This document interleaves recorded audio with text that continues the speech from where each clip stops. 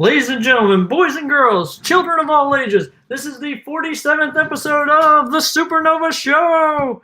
And I am your host, Colton Roberts, and hey, this is the first episode of year 2 of the SuperNova Show. So, that's pretty exciting. Last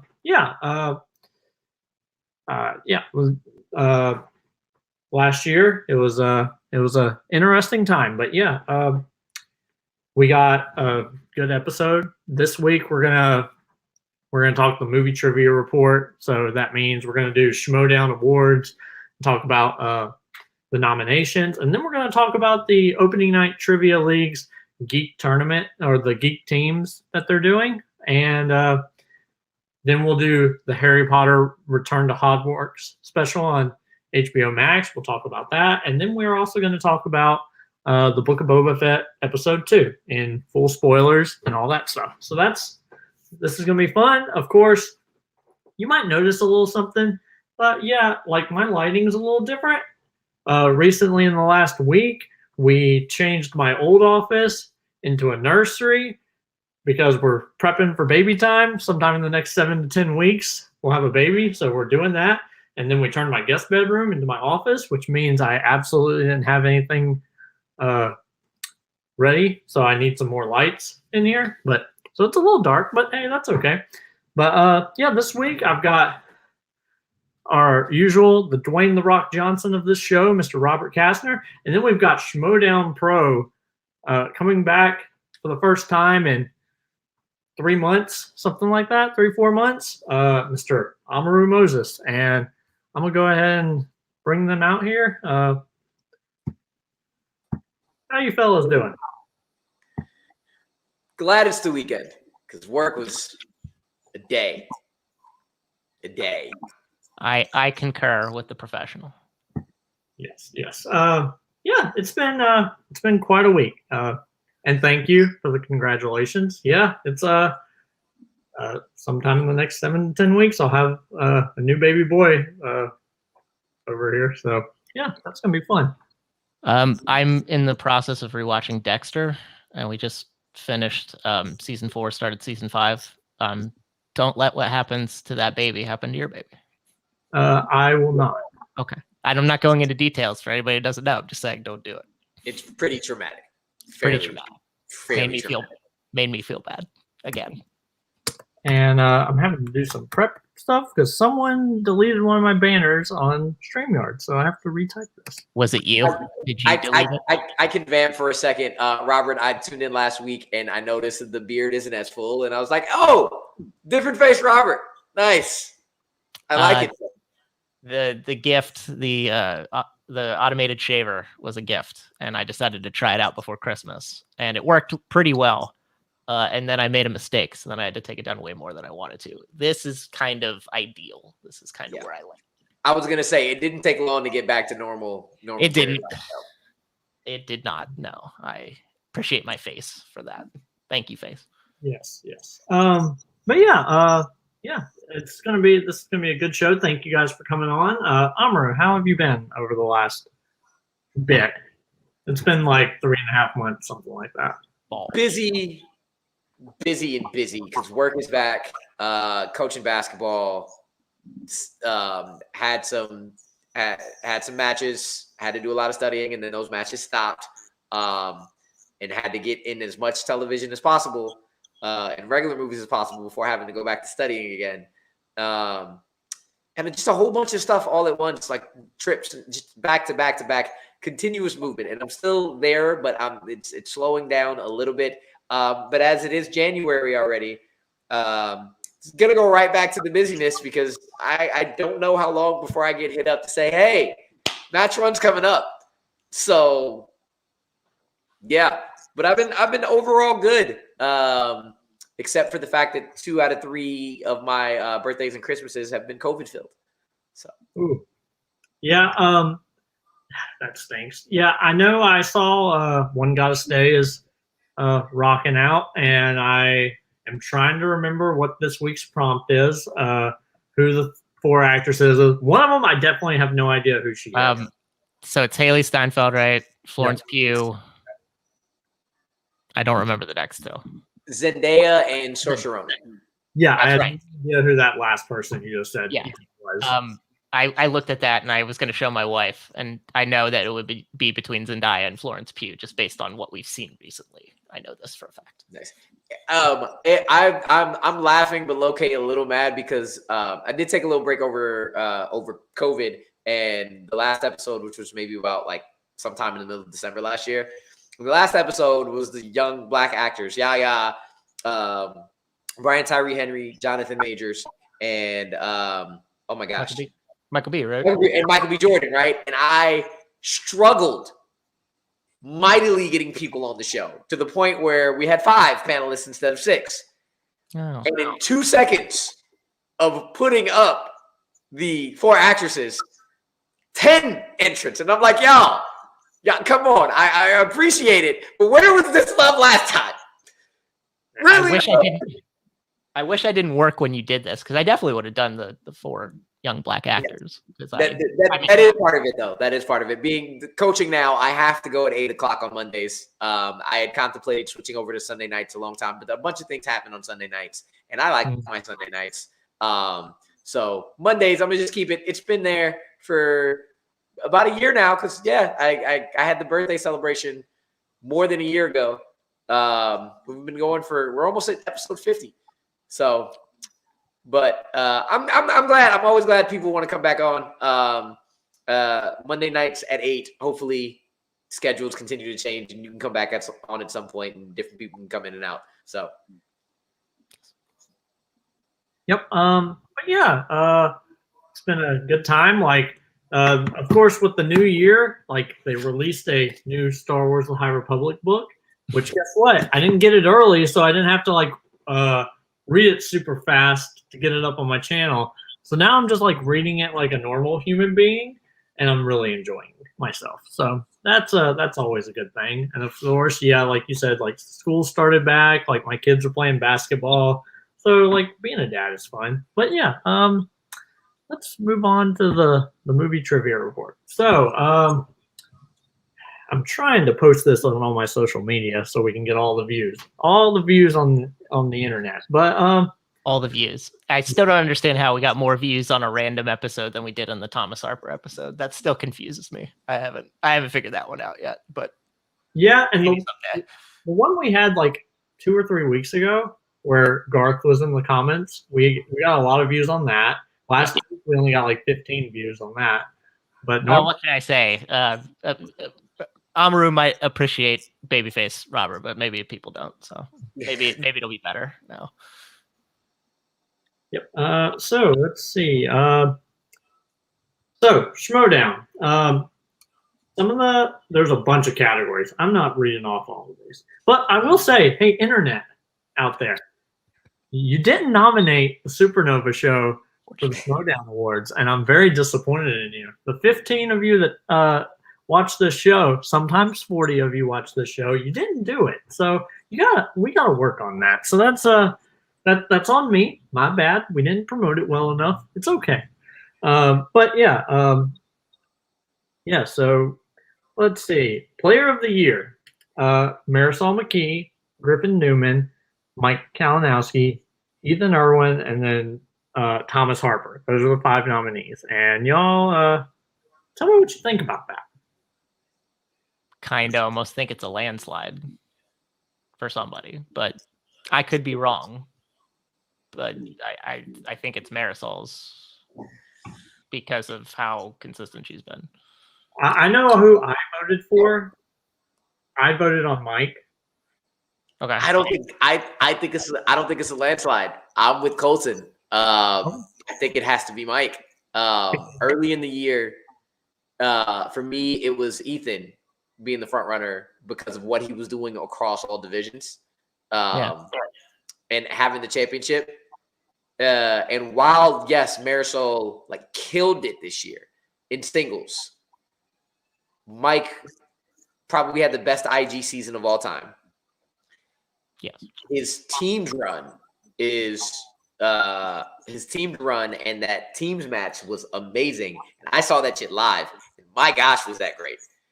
And he still had a singles win and went in and like and actually still showed like, yo, I can come in and do well in singles. Kind of feel like his IG run matches up with Marisol's singles run, and then he did better in the 2 other divisions than she did because she doesn't play IG, and Corruption had a better time again than this year than Deception did. So for me, even though I was a part of that, giving him this year, I feel like it's Mike as well. Are you, Colton, asking who we think will win? Like, what do we think the result will be, or who do we want to win? A little bit of both.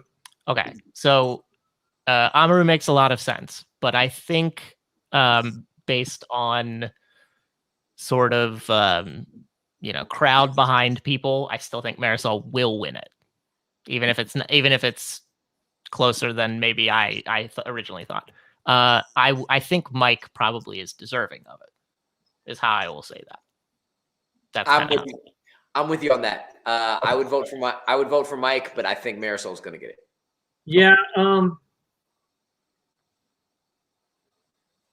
Yeah, I still think it's going to be Mike, but I do agree it might be like a recency bias thing where she was the first female to win the singles title and she retained it twice, and she had a great season. And people won't think about her team's run because, no offense, like her and Adam did not do well in teams, but they probably won't think about Mike's teams and singles run. They'll think only as IG. So if they go off of those 2 factors, I think Marisol will win. But yep, that's what I think anyway. So but shout out to SuperNova guest Thomas Harper for being, a dominant there. Yes. All right, singles player of the year: Dan Murrell, Griffin Newman, Marisol McKee, Ethan Irwin, or Janine the Machine. This one should be Marisol and will be Marisol. Yeah, I think so.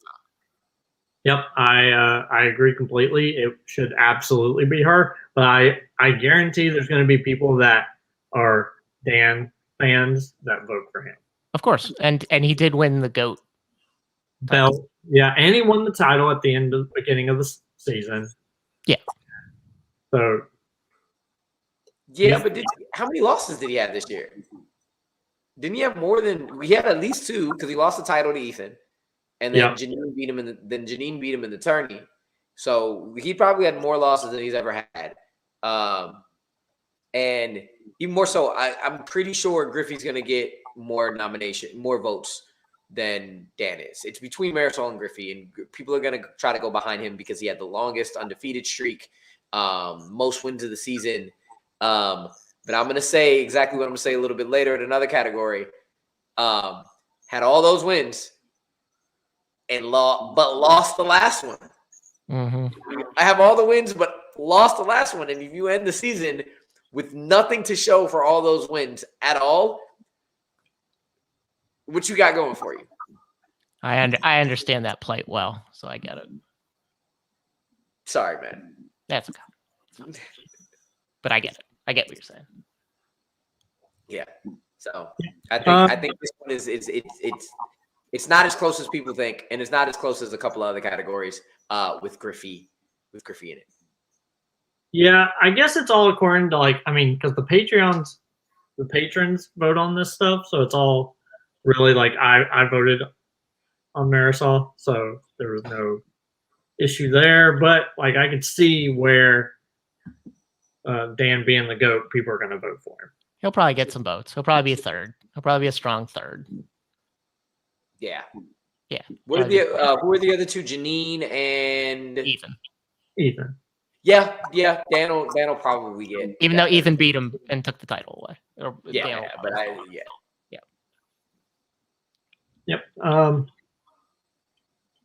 Yep. So the next category is IG Player of the Year: Mara Kanopik, Mike Kalinowski, Robert Parker, Amaru Moses, and Chandru Dandapani. I mean, I would vote for him, but it's Mike. Feel free to, while I'm on the show, be 100% honest, because I wouldn't even vote for me. However, I did because I have to. I have a vote as well. I voted for myself because, of course, I'm going to vote for myself. But it's Mike. Yeah, Again, Mike had the best IG season of all time. It's definitely Mike. Though, on Rundown, a very interesting question that I also have an answer to based off of what they said. A very interesting question because it's so far and ahead of that it's Mike. Who would you give runner-up to? Legitly. Who would you give runner-up to? Mara, maybe. You. Go ahead, Colton, go. Yeah, I would absolutely say you because I think your match with him was very close. Like that, like me and Robert have talked about some things about Circumstances of things around that. Yeah, and we will say. But yeah, like you absolutely ran through the competition up to that point. You KO'd Saul, TKO, right? TKO. Yeah, like, and people don't realize as well because they didn't hear the damn match that I have the highest point total for an IG 3-round match, as well as the highest point total for any 3-round match ever when getting opponent's choice. So nobody don't realize that because you couldn't hear the damn match. Nope. It was all ADR. However, when they asked that, I was like, I think it should be me. Like, I only lost in the championship and made a strategic error. Just a strategic error, not a question error. But even so, then I thought about, wait a second. Mara took 2 years off, had to introduce the season after a completely different IG than it was before, and she came in lockstep like nothing had changed and took the belt. Mara's runner-up. Mara would be for me as well. Yeah.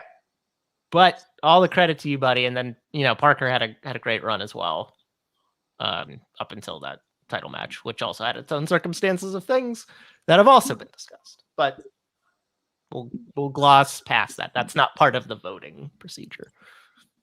Yeah. Yep. But yeah, okay. So the next one, Star Wars Player of the Year: Thomas Harper, Andrew DeMolanta, Nikki DeMolanta, Gold Leader, and then Laura Kelly. Shout out to Nikki for running through that tourney and pushing Thomas as she did, but it's Thomas Harper. Again, I don't think it's that close. It's fairly close, but I don't think it's that close. So for me, I think it is very close between this is Star Wars, right? Not Star Wars Player of the Year, right? Not Rookie of the Year. Yeah. It is very close between Andrew and Thomas for me. And my gut and who I voted for is Andrew. Okay. He had 2 defenses after winning the belt, right? Yes. He beat Laura and then he beat Alex again. Yes. So not only did he win possibly the hardest Star Wars match ever from the person who nobody thought would ever lose the belt, he did it again in a convincing fashion. And then also defended again. And did all that after having probably one of the most difficult ends to a year ever. So, also as comeback player of the year. And yes, Thomas did have, he has better numbers. He did defend the title. But for me, I think it's a little bit more recency bias where the slightest edge for me, the fact that his match, the match he had to play to initially win it. And then everybody's like, oh, that's a fluke. And then he came back and dominated and then won again. I slightly give that a very, very, very small edge over Harper's undefeated run. And you could 100%, I will not disagree with you, any argument you have with Thomas, but my gut goes Andrew, and I gave it to Andrew. Yeah. Yeah, you're right. There will be 2 schools of thought with that goes into it. And we'll see how that splits amongst the voting public. Yeah, like looking at this list, it's so weird. This is the first time ever that we have not had Alex Damon on this list. And it's so weird reading that and not seeing that name on there, which shows how the Star Wars division has changed so much. People can't stay on top forever. You know? Hard. Yeah. I'm gonna try. Yes. Okay. Like I choose Thomas, but not just because he's been on the show. Hey Andrew, if you ever want to come on the show, I mean, you can be on it too. But I'm not choosing you for awards just because you come on the show. But just because, yeah, that tournament run and everything, like he won the belt. He defended against Nikki, and yeah, I just think I think he's going to end up holding on to that for a while. yeah, I mean, it'll probably end up being maybe Rue's correct, and people will give it to Andrew a lot on the strength of winning that hardest match ever, and then it would just be Thomas's time next year because he'll probably defend it 3 or 4 times or something, and he won't lose, or maybe he will, and he'll come and get it back. Yep. Okay. I think I'm not sure he's going to hold on to that. I think there's so much room for error, and there are at least 3 different people who can go perfect every round, and he's going to eventually not go perfect. If he goes the entire year without losing that belt, he most likely has to go continuously perfect throughout the entire year. And if he does that, that will be the greatest season of Schmodown ever. To not miss one question an entire year and start, yeah. And I don't think that's going to happen. And I feel like the Star Wars belt is going to be one that I think the IG belt is actually the one that will probably change hands is probably more likely to change hands the most out of all belts, just because, especially with the blow up of it, it's got the depth of Star Wars, but the broadness of singles. Yeah. So there's just so many people who can actually pick that up, and there are so many ways where you can fall. People usually don't get perfect IG matches, but Star Wars to me is next because anybody can get a perfect match at any point in time, and just sudden death after sudden death after sudden death after sudden death. In speed round, and with championship being a speed round, that automatically is going to make it that most of the time somebody has to go into round 3 with a lead. And that is going to make Thomas at one point lose it because somebody's going to beat him 3 out of 2 on that speed round. That's fair. At some point. So. But will it be next year? We'll see. We'll see. Yeah, like I've told Robert, and like me and Thomas have talked about it as well, as like I think Star Wars is the one division I could actually play in and actually do really well in. Because there's, again, like I told Thomas, like unless they add Clone Wars and Mandalorian and all that stuff, then it's too much and then I'm out. But because like FCL has done a little bit of that, and I've told Robert I'm thinking about auditioning for the FCL's Star Wars League. So hey, if you're out there and you're watching this, the 2 people that are live right now, if you're, yeah, show them I got this. But yeah, because there's only 12 movies. I work from home. I can watch 3 movies every single day and do that. So I can watch the 12 movies almost 2 times over during a week. Like, and not to cut you off, but just to be clear, because we've had this discussion about you getting good at other stuff. While you could do that, the other day I watched what did I watch? Birds of Prey, Wonder Woman 84. I'm so sorry. And Justice League during the workday. You could figure it out, is what I'm saying.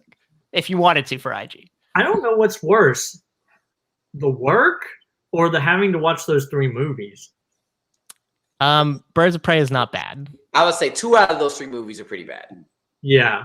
And The the Birds of Prey is very actually. Wonder Birds Woman of Prey 84 is actually really well. interminably long, and it made me so angry. That's the only issue. That's the biggest issue with it. It's just so damn long. There's entertaining things in it, but it's like, I'm done. Why is there 40 minutes left in this film? That's what I was like. I was talking to my wife. I was like, she's not even like Cheetah yet, and it's like an hour 45 in. And I'm like, what has happened? Come on. And Justice League, I went to go see that movie in the theater twice because I thought I enjoyed it. And it is the one movie that every time I see it, it gets precipitously worse and worse and worse. I agreed. I mean, I think I enjoyed it fairly well. I watched it one time in the theater, and I haven't really watched it since. And I watched it this time, and I was like, eh. But in comparison to 4-Hour Justice League, it is noticeably worse. Like, considerably worse. Yeah. So, But not to go off on a tangent. Just I hope that Colton that FCL audition works out for you, buddy. Yes, as soon as I get the opportunity to put in an audition tape, I totally will. Mainly because I forget to do things. I was supposed to I wanted to do the Schmodown last year. Totally forgot until the day after the deadline. So I'm gonna try and I did put in one for that, and I did a lot of takes. So, hey Robert, I just sent you a message in the chat. Yep, I did. Yeah, so I don't know. I know you can edit that somehow, but I will. Thanks, buddy. You're welcome. I had to Google to make sure. Oh, I'm not wrong, but I was like, this is the first time I've noticed it. And I was like, oh crap. If you're been on a pun, you're all right. You never know what he has on his body. Oh yeah, that's true. That's very true. But yeah, so FCL, I'm coming for you. All right, so team of the year: Corruption, Lightning Time, King Arthur, Shazam, or Danger Zone. Shazam! It's Shazam. Yeah, it's nobody else. Yeah, it's absolutely Shazam. Yeah. Kudos to Corruption was fairly good. And King Arthur won the tournament, and that's all fine and dandy, but it doesn't matter. Yep. It's Shazam. Yep. All right, and we'll do 2 more, and then we'll not because there's a lot. Mm-hmm. Unless there's something specific that you want to talk about, Amaru. I don't remember. I got one. Okay. I got one, but I'll let you. I'll hear what you got. All right, Manager of the Year. And, yes, that's the one. Okay. So, Koi Jandru, Bobby Gucci, Sam Levine, Kaiser, or Shannon Barney. It was like 100% for me. Who will win and who should win? Yeah. Okay. I'll go, and you can tell me how off base I am. I mean, Shannon will probably win because Corruption won again, and people find her to be the most entertaining, I think, consistently. Who is before Kaiser on that list? Who's the third person? Sam. I kind of think Koi should win, but that's because he was just able to keep kind of this. I know I don't know how much his managing this year really contributed to Shazam holding onto that belt, but I just think he consistently sort of ramps up and keeps people honest and keeps their focused in matches kind of as well as anybody. So I would like Koi to win, but I think Shannon is going to win. Yeah. So who I think is going to win is Shannon. Who I want to win is Gucci. I think with him drafting mostly rookies, that could have totally bombed. But the fact that up until Spectacular, they had to go down to the title match, and if Griffey had won the championship, Corruption would not have won. And they had 7 rookies on their team, something like that. Something like that. Yeah, and so that's why I take. And it's going to be a lot different next year. Like, there's only going to be 5 people on the faction, which is going to be so weird. But yeah, like, who knows where they go from that? All right, so All right, so here we go. So I've already shown that I can take bias out of this. Like, I do not deserve IG Player of the Year whatsoever. If we talk about it, I do not deserve Rookie of the Year because there are people who deserve it more than I do. And Shannon, Gucci, and Koi, if any of those 3 win Manager of the Year, they have a case. But first and foremost, Koi ended up losing it towards the end of the year with his guys. He had the lead. I give it all to him, going from -2 to winning. Absolutely amazing. And there was a point in time I thought I would actually vote for Koi over Shannon and Gucci, and I kind of sort of still would a little bit for particular reasons. Just because what you said, his ability to motivate his players, the in-game management, and taking, like, completely switching Andrew's whole mindset to get him to make that win. Horowitz with Perry, having there, all that. He deserves it. Here's the deal with Shannon. And again, going back to Rundown yesterday, Khan tried to make the point that Shannon won with 4 people while Gucci won with 10. And they said that's not the flex you think it is. Yes, it is.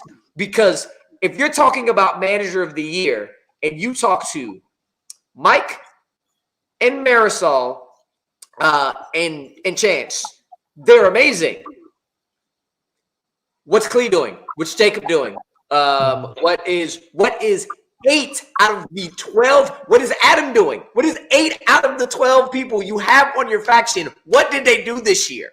If you are going to be a manager, you need to be able to manage the majority of your people to something, to some type of success.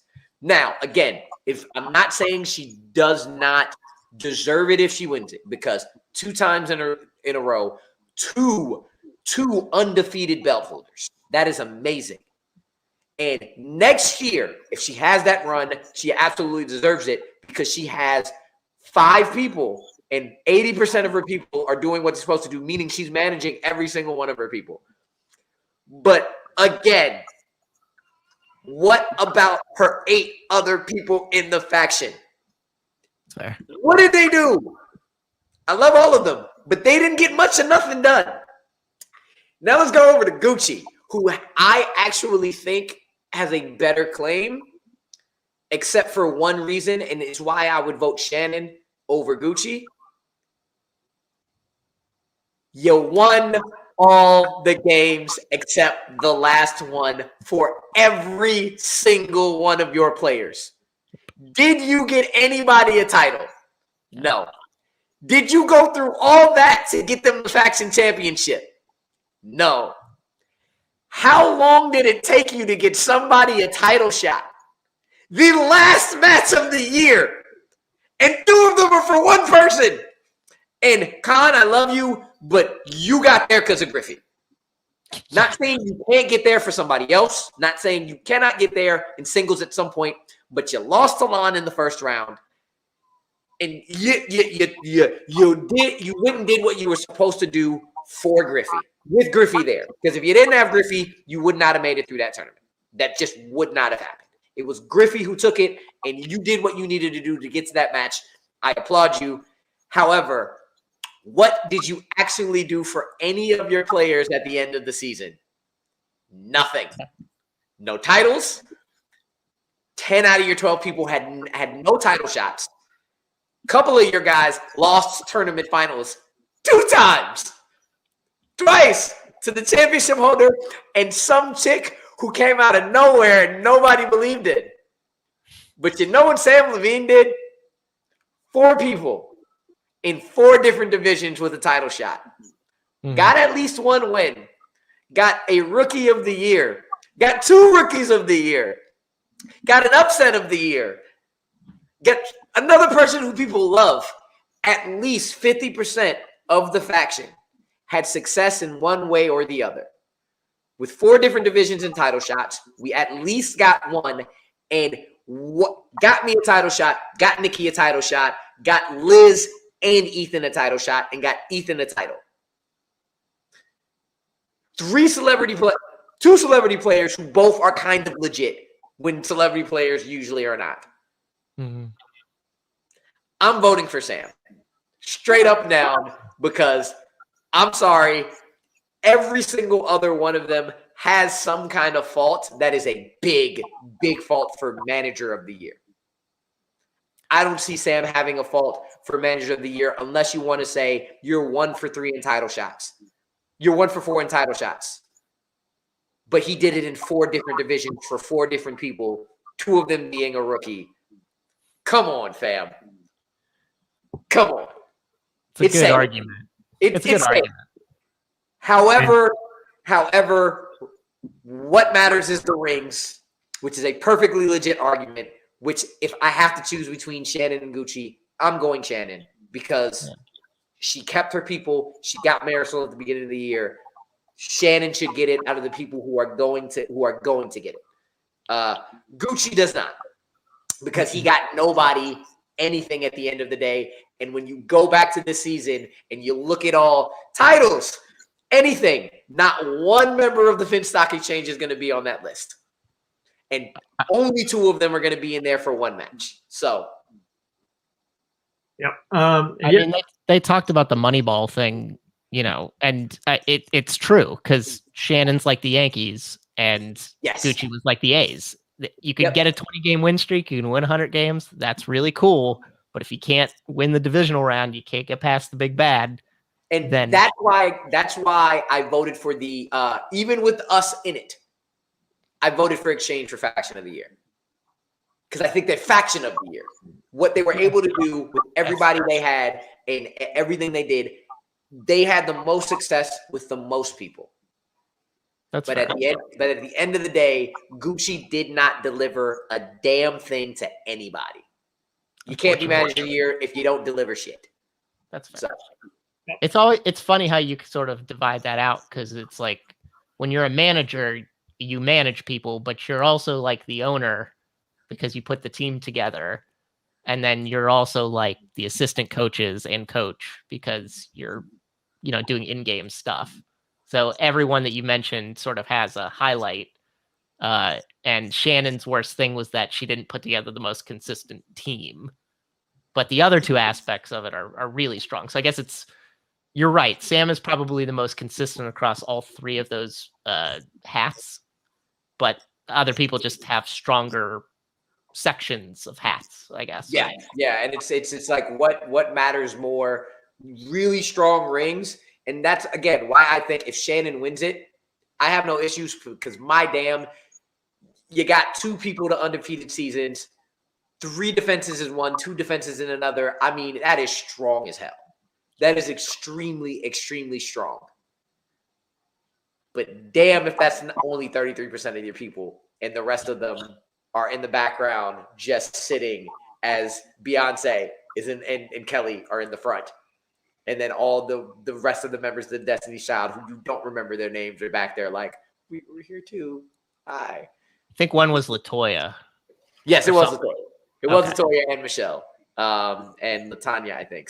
LaTanya, I believe was the other. And here's your brother here. Wow, look at that. You know what? Rue comes on. We get all these comments. I know we have. I love it. All right, as I said, I was about to say, hey, we have 5 people watching. Then it dropped down to 4. So maybe I should just stop talking. But yeah, we got Rue talked the whole time for sure. We got your brother and we got Peggy in here. And yeah, so that's good. Yeah, like I don't even know. If anybody said anything like that to me, it would be fax, because it would be like I'm talking like I'm outdated, not like I'm talking the truth. Okay, and the last one, Rookie of the Year, Griffin Newman, Thomas Harper, Nikki Demolanta, Amaru Moses, and I don't know Horowitz's first name, and it's not listed. Josh. That hurts. This is my favorite, string of people, and my favorite string, because you can go a lot of different ways. We could do different ways for these other ones, but I like this because I think it's the most fluid. There you go. That's wonderful. Big ups to Emmanuel. I love that. I think my vote would end up being Thomas, but I think Griffey has a strong claim because of how he dominated in 2 divisions and won 2 tournaments, which shouldn't be swept under the rug. Obviously, he didn't come away with anything at the end, as he should have, at least one. But those would be like the 2 upper. But I like Nikki being in there, and obviously Rue being in there makes a ton of sense. I think Rue would be a strong 3. Is how I would see this. That's how. And then I would put Thomas and Griffey 1, 2, I think. But if you said Griffey, I would understand that as well. I think this is the hardest award that we've talked about. I was in the Facebook poll. I was getting mad that Josh had more votes than me because I was like, don't y'all do that. And then people eventually righted it because my gosh, I'm sorry, but the man got KO'd at a live event. And then they got TKO'd in a final. So there's no way he was better than me this year as a rookie. However, I think that both Thomas and Griffey have a legitimate claim. And I think me and Nikki are right behind neck and neck. And very honestly, I give it to Nikki a little bit over me because she had half a season and I had a full one. And what she did in half a season in a division that is ridiculously crazy and 1 speed round question away from beating the possible IG player of the year. I mean, Star Wars player of the year. She killed it. It just took everybody by storm.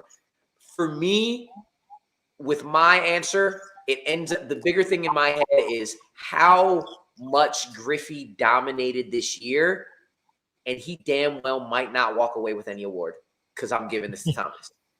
Huh. I would give this to Thomas because the man has hardware and he defended, and he's undefeated. You won every match until the last one. So I can't give it to you. So mine is Thomas, but the person I had runner up was Nikki. Because even though I think, it's totally possible that she could have been training this entire time with her and her husband. I don't know that. Not possible. It is. She was training. That's probably what happened. Yeah, but I know for a fact Thomas has been doing Dragon Con for years. Like, me and him have talked about it. We've talked about it on the show. So, he's been in that environment of answering Star Wars questions. Whereas even if she's been helping her husband and stuff, he's only been doing it, 3 years? Thomas has been doing it for years upon years upon years at Dragon Con. So, it's a different environment, but it's still, hey, let's test your Star Wars trivia. And Dragon Con is a lot more in-depth than the Schmodown. It includes everything. Like a comic book that only 4 people read, hey, you better have read that comic book. That kind of thing. It's insane. And, Peggy said Harper for sure. One of my favorite things is his training sessions. In his training sessions was stumping him because it was a rarity. Peggy with the insider knowledge. She's one of those Hollywood insiders. It's great.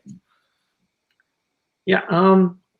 So now that's the last category. So I was going to ask you, so how do you feel about this season as a whole, just for your career and as the league altogether? I know, I thought it was now hindsight being 2020, I think Kate's trade of Marisol was insane, but also, she wouldn't have agreed to sign with the Den if that trade wasn't going to happen. And then, so me and Thomas talked about that when he was on, but and then of course, the Den, they fired all their players except Harper and Saul. Which now I'm like, sorry, man, Peggy. Yeah, Peggy, Goddard, even though Saul did decent, he did really well up until the live events, like against you and Parker. And so I understand, like they have an IG person and they have the Star Wars champion, but like that surprised me the most is that she didn't hold that on. But is there anything like this season that surprised you the most, or whatever? Surprise, no. Outside of like all the amazing rookies that came out, I really liked the season because it finally allowed a lot of people to shine, finding new people. Looking back, this surprised me. Going in saying 3 matches a week and possibly 5 for pay-per-view, I was like, hell yeah. And looking back and saying, wow, they are right. Too many matches. We need to scale back.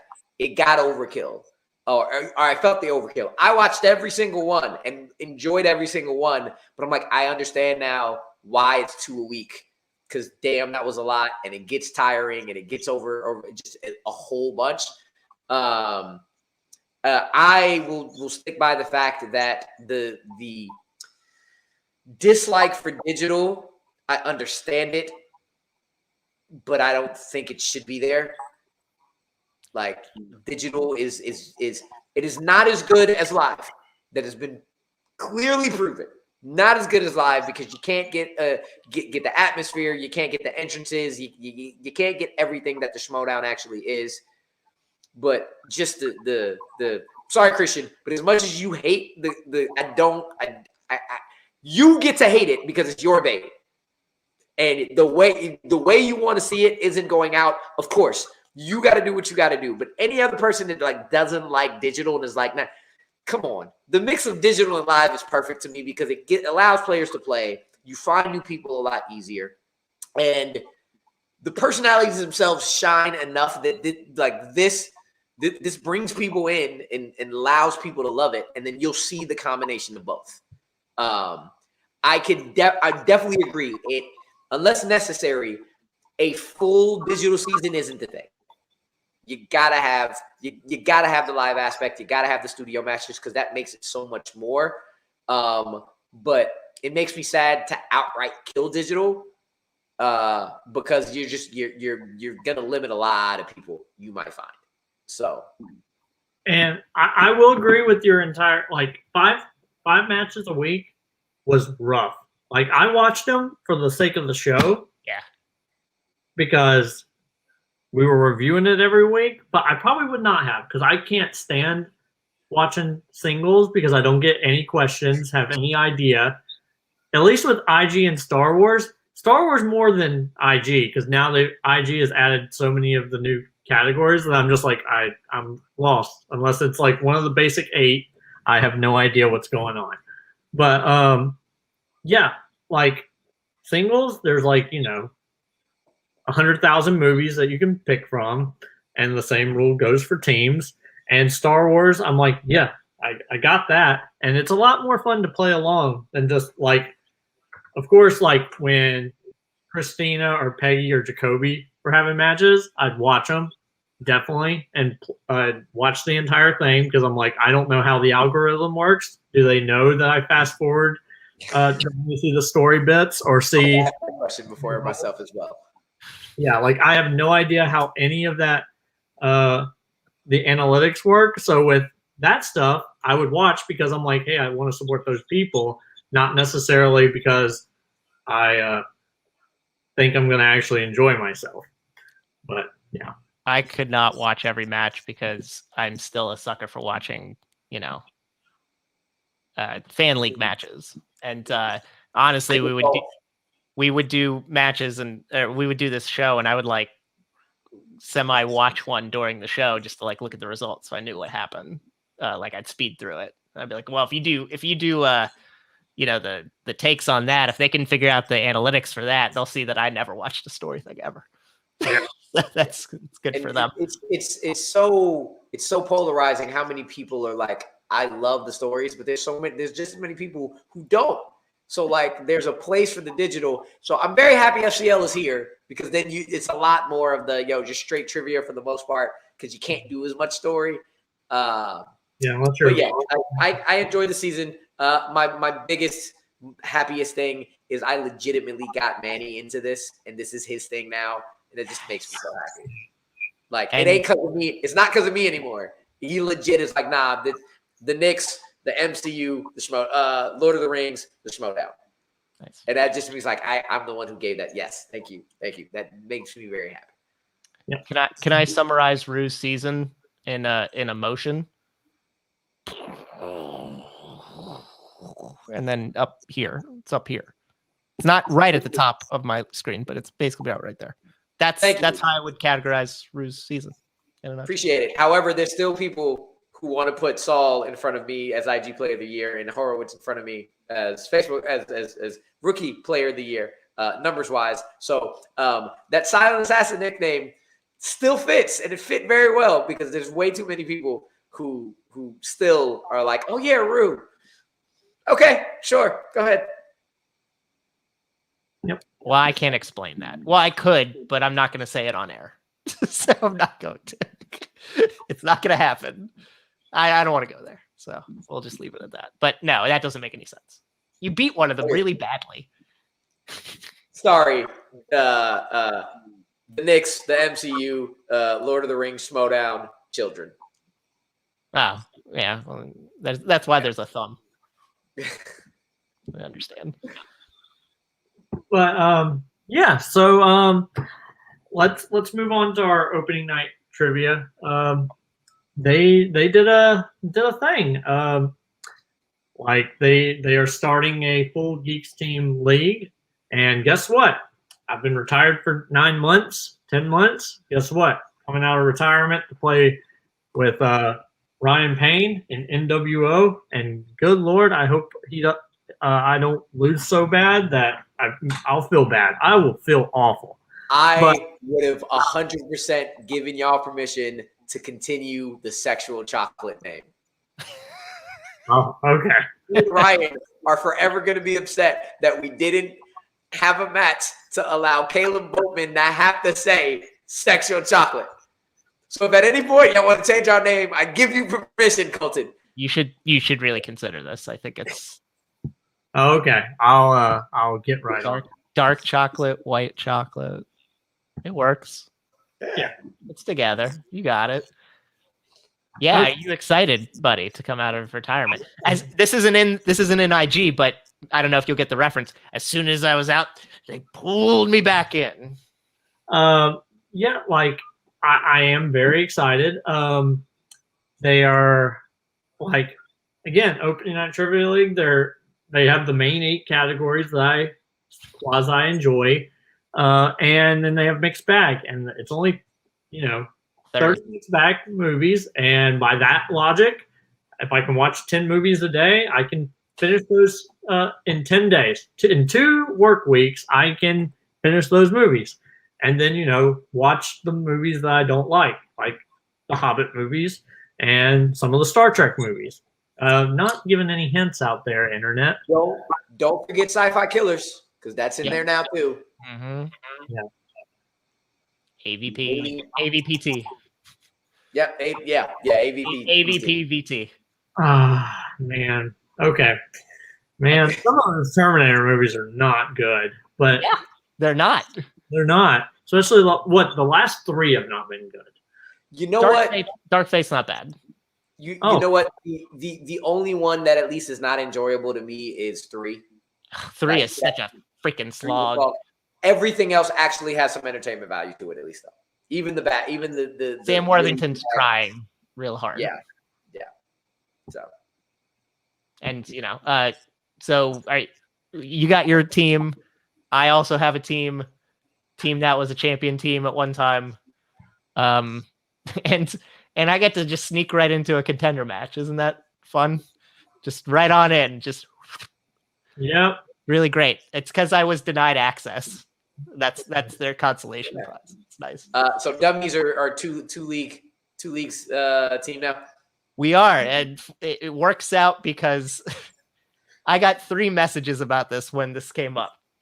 Antonio was like, "Hey, do you want to do it?" And I'm like, "Unfortunately, we can't because we're 2 and 3." And I guess they don't want us to dominate. Jake messaged was like, "Well, I'm not in the top 10. Do you want to do this?" And I was like, "Yeah, probably should. And then this one over here, Yeah. like, hey, do you have a teammate? Yeah, I'm like, sorry, buddy, you're too late. Took too Yeah. long. A little too late.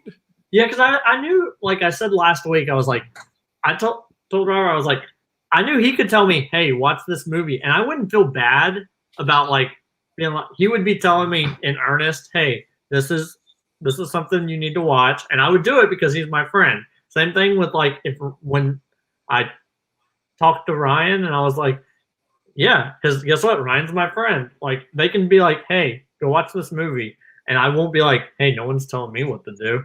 Or I'll be like, hey, I'm doing this for my friend. Babe, I'm watching this movie to help my buddy. And then she'll be like, all right, fine. I'm going to whatever. But if I was just like, I'm watching this because I want to do this, she'd be or certain situations would come up, like my kids would want to watch Pokemon. And that is so much more fun than watching some of these crap movies. Like, man, like Barbed Wire, not a good movie. Still think it's better than Battle of the Five Armies. I will still contend that every single day. Yikes. It's not. It's not. Yeah. Ooh, like I remember it was like 8 months ago that we had this discussion, and you were like, "Go watch it," and I spent like $4 on it. I was like, "It's not worth $4, but I would still watch it any day over Battle of the Five Armies." I got a bit of mixed bag watching to do. I Yeah. tried to do a bit before, and then they scaled it back. And I was like, well, you scaled it back, and that's cool. Thank you for that. But I do like Sci-Fi Killers. I think that's a great addition, especially because I've already done basically 90% of it lately, so that's fine for me. But those my number one contender match aside, the teams that are coming out, you gotta like Frost Boatman. That's a good team. I like that team name. Did Digidestined stay together? Because I think they are. So the winner of Dummies and Winter Soldiers, which is Joe and Eli, will play Digidestined for the team's title. I called Digidestined when I saw the matchup, and I legit, as much the three of y'all all have contenders, I still legit think Digidestined is still gonna be just so damn good. Mm-hmm. Because RJ, everybody forgets how sneakily amazing RJ is, and David is David. Yeah. So, because as much as y'all get it, Jake sometimes geek-wise, he's like, man, not my thing. Eli is also sneakily very amazing at geek as well. So we saw that in our first fandom match when he was basically playing by himself. Yeah. But yeah, no, I'm not taking anything for granted. I mean, it's one of those things. It's the same thing going into it for me as when we played Knights of Ren. Joe will probably be number one in that match. I'll probably be number two, but that could go give or take. So then it's just, is Jake better than Eli in the match? And then that will probably determine, how we go. And that will be the same thing in the Digidestined match. So that's just kind of how it goes. But no, this is the greatest thing ever, and I'm glad we get to do it for just straight geek. I think it's fun. I did mention during the thing that I'm mad I never got to play Ruin any geek related thing. I'm still sad about it. Watching all the new divisions and teams, I'm just like, damn, I do miss it. I'm staying in Schmodown, 100%. Yeah. But it does make me miss it a lot. I asked PJ, hey, IG teams ever a thing? Not yet. Not yet. Well, no, let me take that back. I put the not yet out. He just straight up said, nah. Boo. And I continuously was like, well, one day, because as many categories as on there now, the additional movies y'all added this year on top of last year, which are fun. We can just give it to us. Come on, PJ. Love you, buddy. Yeah, that's such a weird that, like if they do that, I know like Rachel has said she would come back if she could team with Mike. But at the same time, like if Mike and Chance team up in IG teams, there's no one that's going to be able to beat them. I disagree. Like Schmodown, I don't think anyone can beat them. I disagree. I disagree as well. I disagree. If I teamed up with any of the three out of Parker, Chandru, and Smets, yeah, we could. If Parker and Smets were an IG team, I would probably put my money on them. We could beat them, honestly. Yeah. But assuming that Smets is back to where he was pre. Yeah. Okay. Yeah, I can see that. One day, I'd love to see it. One day. Yep. But all right, so let's move on to a little HBO thing that you guys may have heard of. It's the Return to Hogwarts.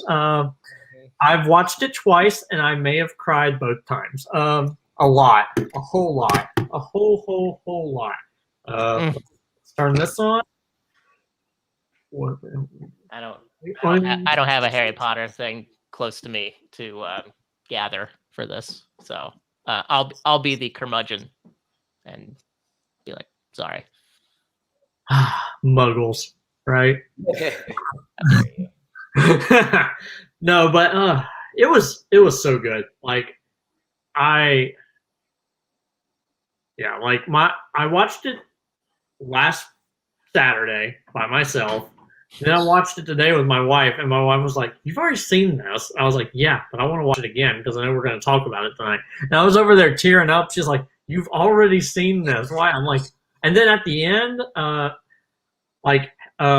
Robbie Coltrane's talking about how these films are transgenerational, and he's like, "Yeah, my kids can be watching it 50 years from now. I won't be around then, but I would." And I cried like a baby. Yeah, I felt so. I was like, "Oh man, what he looks like he doesn't look great." However, because I found out he has like really bad osteoarthritis, so like he's confined to a wheelchair. But like I was like, "Man, dude, Robbie." But then he started talking. And I was like, "Never mind. This man's mind is still there. He's still one of the greatest people ever." Like so hilarious in front of everything, and just like, it just made I didn't cry. Some shininess happened. And when I saw that it was an hour and 48 minutes and not an hour, I was like, oh, thank God.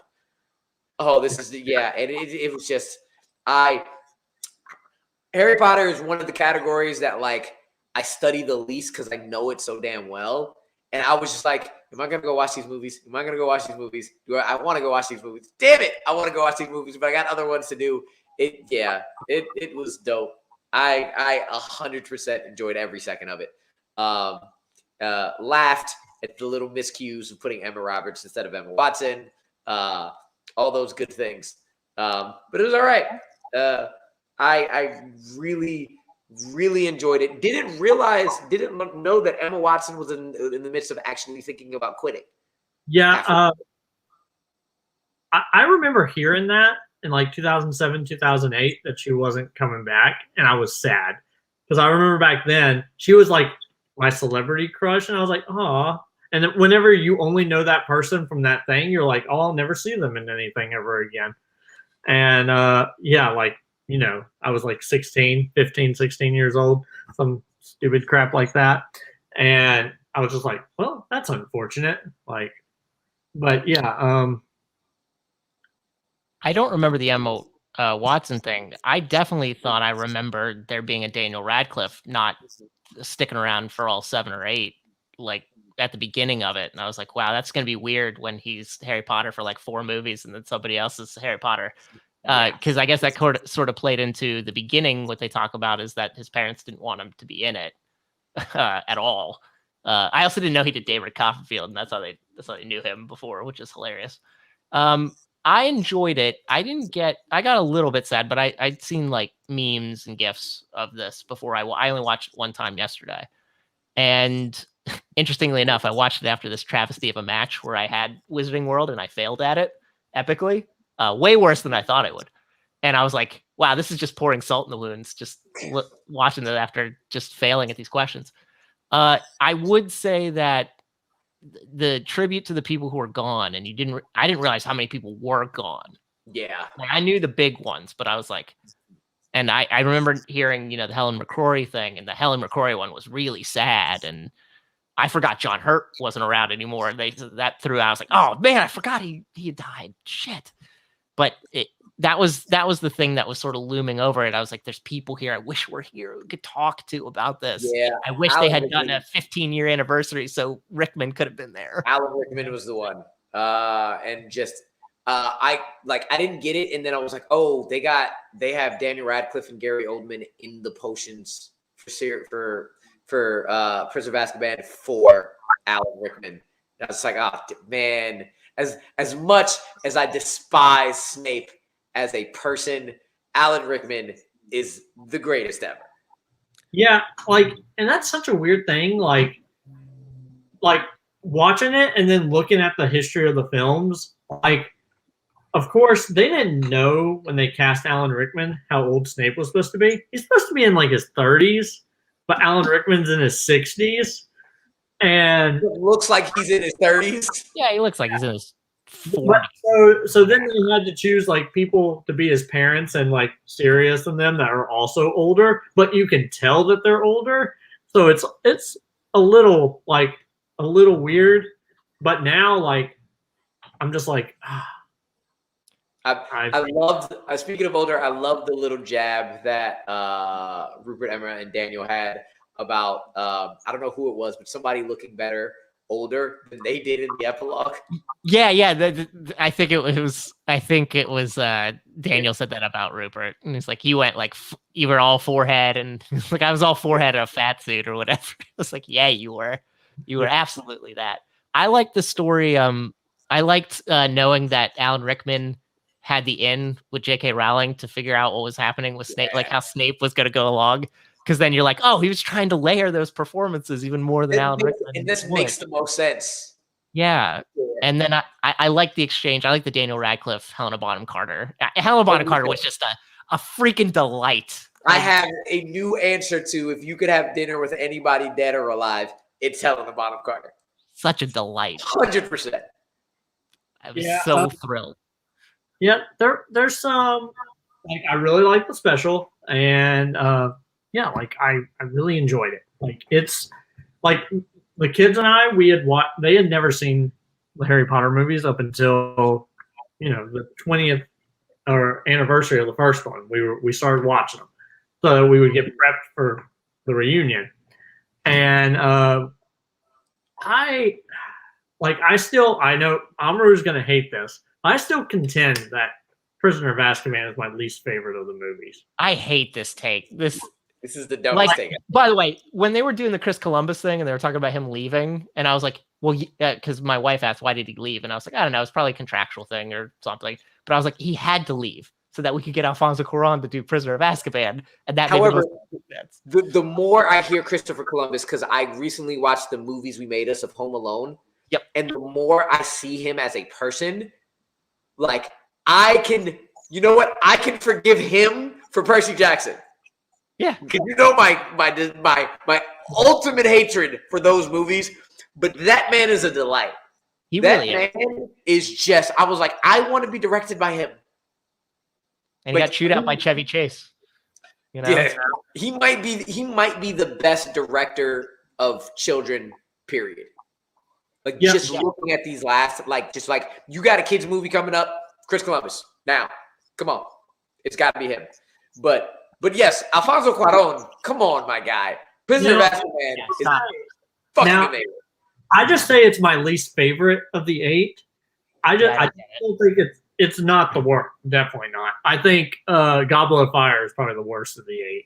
And I also don't like that take either. Yeah, what's your takes, man? So much out of the books that I can't get past. There's 900. Mike Newell said it. It's a doorstop. I know.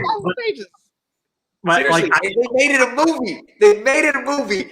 Go watch the Wizarding World. Go watch the Wizarding World exhibition, and then watch my match against Jay, and see how I had to actually argue against Goblet of Fire, following my arguing for Goblet of Fire.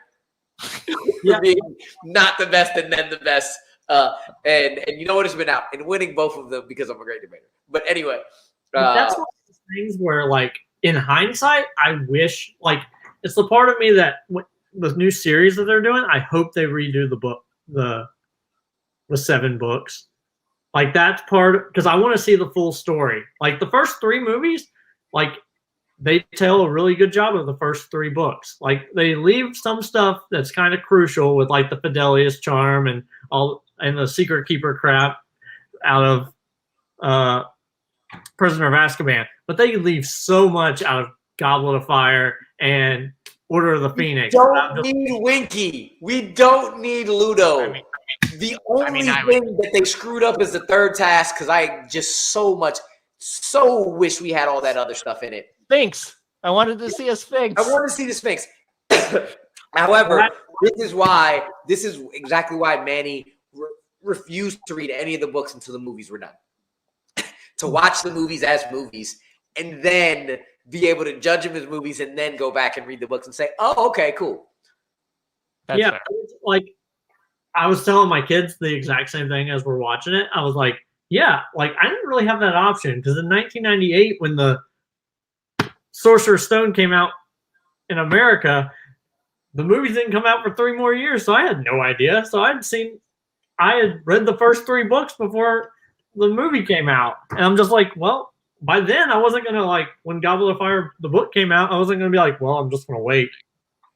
And yeah, like it's like I in hindsight, yeah, you're absolutely right. Like watching the movie, or that's the reason why like I have not finished the Dune book, because I want to wait until part 2 comes out to watch the movie so that I don't kill my own expectation. That's hilarious you bring that up. Also, isn't there a part 3 coming too, though? Aren't they doing 3 parts, or are they just doing 2? I think they're doing 2 for I the think just 2 book. for now. Okay. They could totally do the rest of the books, and I am not going to read any of the books until Gosh. I know that they're finished, because I don't want any of that. Like the Aragon movie, like me reading the books ruined that. I'm sure the movie would have been fine if I had never read the books. Like, and same with Harry Potter. But and like you know what's a travesty? I had to watch. I knew nothing about Dune before the movie came out this year, and I had to watch the 1984 version. And now I know everything that happens, and I watched it through the 84 version, and I'm so sad that I didn't get to experience that. Yeah, I don't think I'll watch that till after I read a couple books. But it's funny you mentioned that, Colton, because I woke up early. I wanted to sleep more, but I couldn't. So I did not finish Dune. I do like to read the books before the movies, and I was like, well, I haven't finished Dune, so I read like 100 pages of Dune, and I was like, well, I'm getting close to where part 1 ends, so we'll get there at some point. Yeah. Yeah, no, I just like with that circumstance, I don't want to read it. Like I've even like reading the first 100 pages, because I've read the first 100 pages of Dune, and I'm like, the relationship in the movie between the Duke and his son is so much better in the movie than it is in the book, because they barely speak. Well, I mean, in the book, there's a lot of thinking parts which you can't visualize in a movie, so you have to take that with a grain of salt. I mean, I read a chapter where they did like 40 pages during a dinner party. And while, yes, it seemed repetitive, the interplay between what everybody's motivations are and how people were looking at people's speech patterns and spying on people and noting people's motivations for why they're saying certain things and how people react to certain things. I'm like, this is very interesting. Couldn't do this in a movie. That's absolutely certain. But it's still interesting. And it's like the same thing, I guess, with comic book stuff. Like, I hate that I read comic books when I was a kid. I mean, I love it. It's the best. But, like, there's some things like the Agatha Harkness twist I would have never got if I had never read the comics. But as soon as she came up as Agnes, I was like, I know exactly who that is. She's got the brooch. All right, Agatha Harkness. All right, cool. I mean, the internet ruined that for me. I didn't have to read comics. Yeah, well, when adult posting of this video, adult Colton hates how young Colton lived his life. No, adult Colton loves the way child Colton, because child Colton didn't have a lot of friends, but he had a lot of friends, which was great because you know you need that. But now I'm like, ooh, I know all the things. So now as adult Colton, if I can stop from knowing the things, then I will. Like if I join, like that's one of the things. Like if I join the Star Wars League, I'm gonna have to probably stop reading the Star Wars comic books and reading the books and all that stuff, just so I don't get myself confused when someone asks a question. Hey, when they ask you who was the first person called in for the Sorting Hat in Sorcerer's Stone, and you're like me and you say Hannah Abbott because that's who it is in the freaking book. Yeah. That's, I understand. Yeah. Yeah. Coming back to Harry Potter, by the way. But yeah. Which is where this all started. Yes. It was a great reunion special. I really liked how I definitely thought Daniel Radcliffe would take to this as well as he did, but he was like the through line. He was going and interviewing everybody. Yeah, I was very excited about that. Yeah, like I was laughing. I was laughing how much of like nonchalantness Rupert Grint had. Was like, I'm here, but whatever for this. It was when they were in the Gryffindor common room. I'm like, Rupert Grint's trying to get some words in, but it's Emma and Dan are kind of dumb. I don't know if it was just me, and maybe it'll stick out like a sore thumb next time y'all watch it.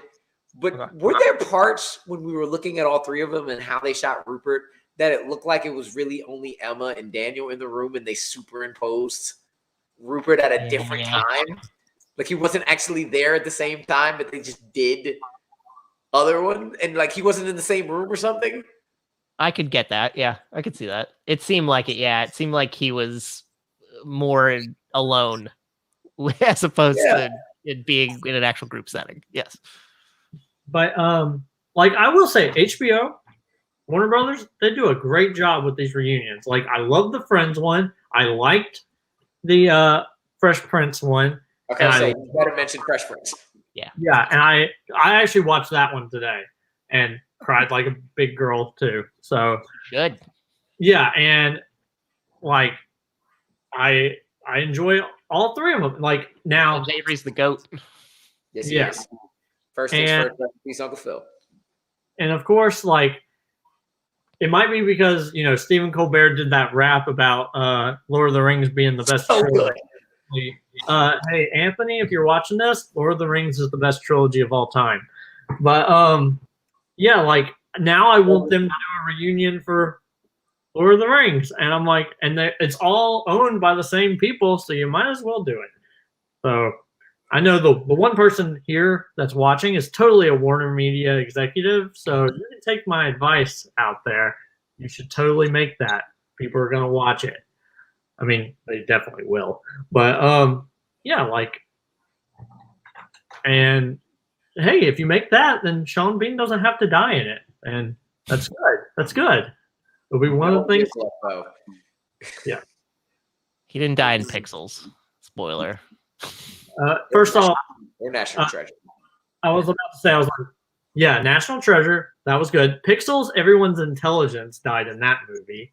I got to eat a pizza that was shaped like a Pac-Man, so I was happy about that. Isn't a pizza that's shaped like a Pac-Man just a pizza that's missing like 3 slices? This one was only missing like 1 slice, but yes. Okay.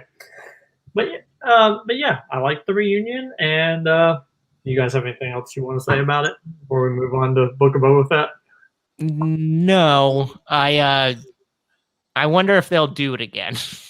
Like, I wonder if like in another 10 or 20 years they'll be like, "Hey, you want to come back?" I did wonder that as well. You want to come back? Yeah, I know. Like the cast of Friends said, "Hey, we're not doing this again in 17 years," but they could totally do this again. Like, I learned Matthew Perry is only like 54 or something. I was like, "Whoa." Yeah. Way younger than I thought. But yeah, so yeah, they could totally do something with that again eventually. Maybe Courtney Cox will be on like Scream 10 by that point. Yeah, and of course, like I've seen so many people be like, "Hey, this could be their way of like getting another Harry Potter movie done," because obviously Daniel Radcliffe and Rupert Grint, they don't do a whole lot. I mean, Daniel is doing a lot, but Rupert not at all. But I guarantee if they were like, "Hey, come be Harry again," he'll be like, "Yes, absolutely." I always wanted to watch. He did the Taker show on like Stars or something, or like one of those like Cinemax or something. And I was like, hey, Rupert Grint. I was happy. I saw him in something. I didn't watch it, but I saw like a preview of it. I was like, hey, I was very happy for him. He has a whole ass child, so he's got things to do. Yeah, I know. I understand. Another Weasley. But yeah, yep. So, Book of Boba Fett. Let's throw some spoilers up there. Oh my god! Greatest GIF ever. Oh my god, that is So a great. That's so good. Like this episode, this was some top-notch programming. Like I loved it. I thought it was better than the first episode. Me and Robert talked about it last week. Like I liked that they separated the current stuff from the past stuff a lot better in this episode. Like it cut mid-episode and then it was past stuff. And I told Robert, I was like, I wonder how long they'll do that. And now I think you're right that they might do it all season, which I don't like. If it's like this episode, like as they were jumping on the train, I don't know what happened to me. Like the entire time I was really worried for Boba Fett. And then I remembered to myself, oh, he definitely survives this. But I was so enthralled with it. I was like, oh, he's going to die. He's totally going to die. He is not wearing anything. His bald head is going to get shot. And then I'm like, I paused it. I was like, Colton, we just saw him. It's like 5 years in the future. And he's good. Calm down. On top of that, you're not going to kill the title character two episodes into the season. That would be a take. That would be a real take. Yeah. I gotta say, that would be. The title wouldn't really make sense. No. Unless he like literally wrote a book in that time and somebody was reading it and laughing it out or something. I actually, it's not even a criticism. Because I think they ended up doing it well. I wanted to go back to the future just a little bit more. Yeah. Just a little bit. However, if it was just if you took off the front part of the show and it was just the Tusken Raider episode, this is an amazing damn episode. Mm-hmm. And adding the stuff in the front, I really like that they're doing present and past at the same time, because this is really what everybody has wanted about Boba Fett. When he came back, what the hell happened? How did that? Where did it? And being able to learn both of them at the same time, I do enjoy a lot. I just, as much as I'm totally cool with how the episode went out, I was looking for just a little longer future, a little less past, but y'all went with it and it worked. So. I like it as a device. I just don't want it to be a device all year. And I think if it is a device all year, I want the stories between the two timelines to match more. I want there to be more stakes of what he's doing in the past to how it coordinates to what he's doing in the future. But I did love this episode. And what I love the most about it, and this is the same during that Mando episode when he's on Tatooine and we communicate with Tusken Raiders. Like, oh my God, you can communicate with Tusken Raiders like this? That's awesome. The thing I loved about this is I saw a lot of parallels between being a Tusken and being a Jedi. And I loved it. The outfits, I mean, besides the spice lizard, which I didn't understand, which I thought was interesting. But he has to, like, before he could be a full-blown Tusken, he has to, like, craft his own gaffy stick. Kind of like how a Jedi can't be a Jedi to, like, craft his own lightsaber. I was like, hey, man, you know what? Maybe they're not so different. Maybe they could learn, the Anakin atrocity aside, maybe they could learn to live in harmony. They're not so different. Yeah, and I do like the fact that, like, his mentor, Tusken Raider, I don't know what the gender of the Tusken Raider is, but I know they are played by a woman. Which you don't really see a lot of women Tusken Raiders in that warrior role. So that makes me feel like, oh, maybe Anakin's onslaught has caused it where their society has changed, where they have to let women actually fight and stuff because all their men were killed 35 years prior. And I'm like, yes. And I'm not going to say, genocide's a good thing. I'm not going to be that guy. But hey, it helped the entire culture of people. So maybe that's a thing. Mass genocide was mass genocide was the reason behind why we got $5 billion worth of movies. Oh, yeah. I'm just saying, that, and I mean, it's great that, Robert Rodriguez likes doing Westerny type things, and he didn't direct this episode, but his hands are all over this because he produces it. And it's great that, Boba was able to turn the Tuskens into like train robbers. They were basically train robbing. Instead of using horses, they were using speeders. Yeah. And the robot was, I did like the controls at the front of the train. It looked like a really complicated espresso machine, a cappuccino machine. That was cool. And it reminded me of, you have that part in Solo where they're trying to steal the coaxium, but it reminded me, again, Shadows of the Empire. And anything that reminds me of Shadows of the Empire, it's okay with me. Yeah, like that's a thing with like, I know a lot of people have been like, they haven't read the books or anything like that. So I've known how Boba's gotten out of the Sarlacc pit for 20 years. So like all of that backstory, I'm like, okay, cool. Like, and also like the entire Patton Oswalt and Parks and Rec, like he totally predicted all that as part of the filibuster episode. And like, it's exactly the same. So I'm like, yeah, I don't really care about how he got out of the Sarlacc because I've known for 20 something years. But the parallel with Patton Oswalt, with Patton Oswalt narrating that from the Parks and Rec episode, I love that. I did for sure. Yeah, and then of course, but I do like his relationship with the Tuskens because then it leads into his appearance in Mandalorian and all that. Now, of course, the future stuff, I'm wondering who are these twins because. Me being a canon, I read all the stuff. Vader, right before Return of the Jedi, Vader kills all the Hutt Council. So these twins should not exist. It's a really, he would have went after them as well. But they could have been super low level people that not on Nal Hutta, or Nar Shaddaa. So it could have just been two Hutts that just were exiled Hutts. And I hope they explain it because right now I don't like it. But I'm sure they'll explain it and it'll be fine and then I'll be okay. My only question about that was Jabba's been dead for, a long time. Why didn't they show up and try to rid Bib Fortuna of his daimyo status? Why'd they let him operate? And why are they getting on Boba's shit? Yeah, let the man operate. What's the deal? It's always possible because Bib Fortuna did put on the weight, so it could be that oh my god! Is your argument that he put on so much weight that people couldn't tell him apart from other Hutts? Is that what we're doing? Came out of the palace, so they assumed Jabba was still alive. And then it wasn't until Boba took over that they're like, wait, all right, Jabba's not in control of Tatooine anymore. Hey, let's go steal his stuff.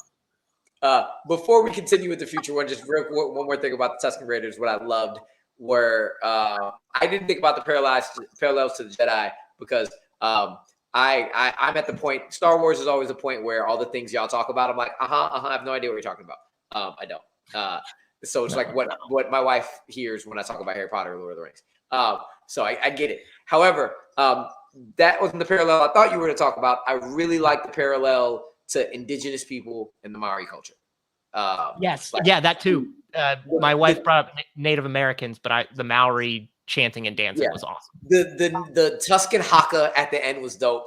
And just going into, there were a lot of tweets before I got to watch it, where I'm seeing Book of Boba Fett is showing what Native Americans have been talking and just the respect you're giving of what Native Americans have been going through forever. This is it right here, and giving them that love through the Tuskens is that is definitely beautiful. What I like about the present one though, I really love how much Fennec and Boba don't know what the fuck they're doing, and Yeah. I'm gonna just keep going with it. I love watching them figure this shit out. It's good. I mean, what would Boba know about being a crime? I mean, he worked for one for a while, but he wasn't sitting in the chair. But Fennec, as this freelance, bounty hunter, she has no clue what it's like to be like in an organization. She was in the guild, but they don't run like a crime family. So it is funny to watch them like kind of slog their way through this and just kind of relying on their wits and their skills to figure this out. Yeah, and of course, like we know from the Bad Batch that she has a relationship with Omega, which now I'm wondering, will that come into effect in the Book of Boba Fett, or are they waiting till Bad Batch season 2 so they don't accidentally spoil that? Be like, make your sister, because they've shown Camino and stuff like that a few times, and for her to be like, yeah, your sister was there when it got destroyed. Yeah, you have a sister. Yeah, that's an entire thing. But they may want to wait till, if there's going to be a season 2 of this, season 2 of Bad Batch comes out this year. So, like, they may want to wait until Bad Batch does whatever, and if they introduce Boba in Bad Batch, then that's great.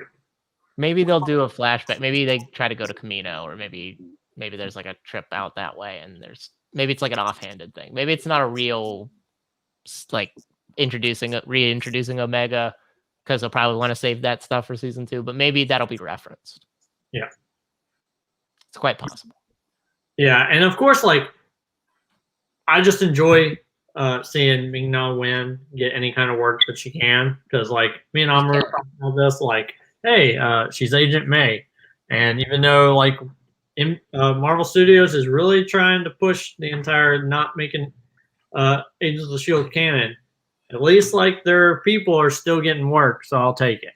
Like, even though like Chloe Bennett, she left the Powerpuff Girls show, I was really excited to watch that when she was on it. I'm not excited about it now because I'm just not. But yeah, like any of them that do anything. Like, I was already going to watch Book of Boba Fett, but now that Melinda May is, in Book of Boba Fett, it just gives it like extra, like 5 extra credit points there. I watched the DreamWorks movie Abominable the other day, and Chloe Bennett is the lead voice in that. And I was like, hey, Chloe Bennett, I know that person. That's cool. Yeah. Good for her. Yeah, like there's 5 more episodes, which that's kind of sad. But yeah, like I mean, I guess that's they don't want to run. Don't want to run into the ground. We got Mandalorian coming, not too far away. So. Yeah, plus they have Kenobi and Andor and Bad Batch season 2, and I don't know what Marvel shows, but I'm sure as soon as this one finishes, a Marvel show will pop up. Ms. Marvel and Moon Knight and all that. Moon Marvel, Moon Knight, and She-Hulk are also supposed to come out sometime this year, right? Yeah. Yeah, like Disney Plus, they know how to make good serialized content. I like it. That's where all the money is. Yep. Besides the Spider-Man money, but that's not their money fully. So. Yeah. And they definitely. It's probably just the same. It still amounts to the same amount of money as the serialized money at the moment, right? Though. Probably. Yeah. Which, like, granted, did you hear the reports that came out this week about how much Black Widow lost because they put it on Disney Plus? No, I assume it's a lot though. $600 million. Yikes! Because of how many people torrented it. Yeah. Once it was on Disney Plus, people they put the full 4K videos on the internet, and over 30 million people downloaded that. And you're like, if they had went and saw it in the theaters or bought it on Disney Plus, that's like $600 million that they could have made. Pandemic also contributed to that. Yes. Yeah. Yep. But and then of course, like now I understand why Scarlett Johansson was mad, because guess what? She got if that made an extra $600 million and she got 10 points, that's $60 million right there. And that I'm not going to say deserves because I don't think anyone should make more than $1 million a year on anything. But hey, it happens. Like we've talked about that. As much as I thought Black Widow was okay, I think their projections are a bit high because based off word of mouth, I don't think it would have made $600 million. I just rewatched Black Widow the other day, and I still, yeah, it's fine, but there's parts that still stick in my craw a lot. Yeah, I still think it's probably the worst MCU project that came out last year. No, I don't Yeah, think so. I agree. Yeah, I agree. well, and he hasn't watched Eternals yet, but Yeah, I haven't watched Eternals yet. I enjoyed Eternals. I'm on the opposite end than most people. I really liked Eternals, and I can't wait to watch it again. I'll try to go in and stifle my I really liked it as well. apathy. And it comes out on Disney Plus next week, right? Next Thursday. On the 12th. So next Friday we can talk about that. So if you get the chance to watch it between now and next Friday, then we can talk about a thing that I've been wanting to talk to you about for 2 months and haven't been able to talk about it. So the guy who has 2 free-for-alls, 2 number 1 contender matches, 3 number 1 contender matches, you're gonna make me watch Eternals when I don't have to. Yeah, no, I'm not. No, you don't have to do that. Nope. You threw it out there, so I guess I'm going to do it. Oh, okay, cool. But also, like, they pushed back Morbius, and that's an entire thing. I am not looking forward to watching that, to tell you the truth. I have the lowest of expectations for that movie. So I don't know if we talked about it, but I went and saw Spider-Man a second time over after we had watched the first time during holidays, and we went at an early viewing, and we went really early to the point where they didn't get like the projector up and running, so we were sitting in like a dark theater for like 30 minutes. So we were like 45 minutes behind, and they kept showing previews when I wanted to watch the movie. And when it got to Morbius, that was my breaking point. I was like, I don't need to see another fucking trailer for Morbius. I get it. I don't need any more. We saw movies for like Resurrections, which was already out. Yeah, and that was the other like sub for Resurrection. Like I saw this movie already. You don't need to preview it. It's fine. Yeah, that's crazy. But the Morbius one really broke me. But I was like, yeah, go to April then, please. Yeah, which now I kind of hate because it's gonna end up running. It's gonna end up running into Doctor Strange 2, and it's gonna end up getting the business from the Batman. So it's not gonna make any like. It's not gonna be out for like 6 weeks or something. But guess what? People are still like I didn't think it was making money anywhere it goes. It really doesn't look anything more than just mediocre. It's gonna be a worse Venom, and I know he really likes Venom, but love. Let There Be Carnage was so good. Bye. I'm out. I'm gone. That was the worst comic book movie of all fucking time. Wow. That movie was fucking horrible. Sorry. It's really not horrible. Good. God awful. I hate that movie as much as I hate Percy Jackson. That movie was garbage. Ugh. It does have one thing going for it. It's 90 minutes. That's it. The movie was so bad. Really bad. So bad. I don't understand how it's that bad, but it's that bad. It's really that bad, and I don't understand how you enjoyed it. Yeah, I loved it. But yeah, like I also really loved the first one. The first one, like I like the first one. First one's fine. First one's fine. I enjoyed it. I liked it. And so when people said if you liked Venom, you like Carnage, and like literally 10 minutes in, I saw the dubbing of the younger Woody freaking why Cletus, and I'm just like, oh, this is about to be really, really bad. And it was really, really bad. Hey everybody, spoiler alert if we got spoilers on there. If you're gonna be a serial killer, don't draw on your wall in your cell where you hid all your bodies. Not a smart plan. In the words of Tony Stark, not a great plan. Just for everybody out there, if you want to engage in the, I was talking about Dexter before. If you want to engage in serial killing, which I don't advocate, but if you want to, don't do that part because you will get caught. Yeah. And now I did just remember something. Like now Morbius is going to make even less money because it's running into Secrets of Dumbledore as well. Like it's that's the one. Right. Yeah, it's within like a week of Secrets of Dumbledore, and I am so excited for that. That's gonna be so good. Trust me, Morbius will be pushed to like June or something. Yeah, I'm low-key intrigued by Secrets of Dumbledore. I still stand by the fact that, well, no, never mind, because they didn't switch directors. But the third movie could be the one, just like Prison of Azkaban, to change the tone and course correct. But it's a little too late. However, I didn't get excited, but the trailer got me intrigued. No matter what, I was watching this movie, and I'm going to watch it. And I'm watching the whole thing just because I love Harry Potter that much. But I'm interested in Mads, and I'm interested in where they're actually going when they're like, okay, we're going to stick to Dumbledore now. It should have been called The Secrets of Dumbledore Movie 1, The Secrets of Dumbledore Movie. That's what it should have been called.